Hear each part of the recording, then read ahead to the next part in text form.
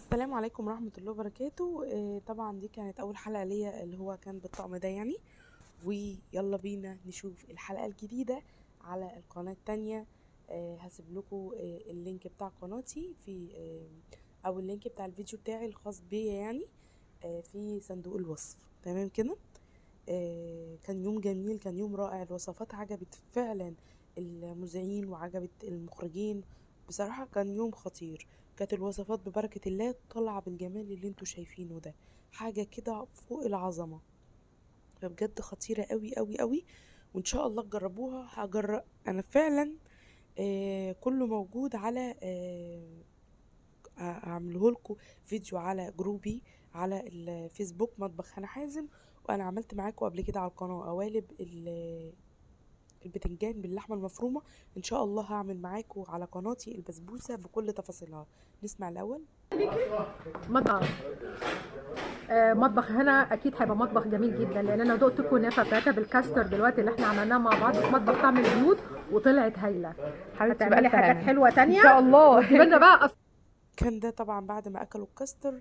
وكان بصراحة مفاجأة حلوة لكلامها ليا. عجبها اكلي جدا وعجبهم الكنافة بالكاستر، كانت تحفة جدا جدا.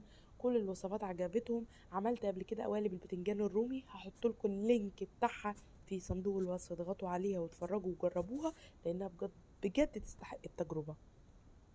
ده بقى وانا بوريلكم الحاجة يعني. اول ما روحت بقى وفردت حاجتي كنت بدأت اشوي فيه البتنجان وشويت الفلفل الاحمر. كان معيش حد يصور لي. عارفين لو كان معايا في اليوم ده حد يصور لي انا كنت صورت طريقة عمل الكنافة وانا واقفة. بس انا بجد ما كانش في حد يعني. والكاميرات كمان كانت موجودة. ما كانش حد هيعرف يقف يصورني كمان حتى لو معايا حد. جهزت بقى الخضار بتاعي وجهزت البصل واللحمة. وهنا كان البتنجان مشوي. وكمان الشربات تقيل كنت عاملاه. ودي صوري في المكان وصوري مع بجد هم كلهم بتعلم منهم كل حاجات حلوة. بحب اروح اجرب. أه يعني كسفري لوحدي. ان انا مش اجرب اكل طبعا انا عاملاه معاكم. اعرف ناس جديده، اتعرف على ناس جديده، اخد خبرات اكتر. ده شكلي بقى، ده شكل الاكل بعد ما خلصت. وسلطه البابا غنوج.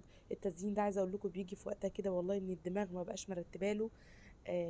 فبجد ربنا يكرم اي حد بيحاول يوصلك للمكان دوت. شغلك ونجاحك هو اللي كمان بيوصلك انك تروح حلقة واتنين وتلاتة.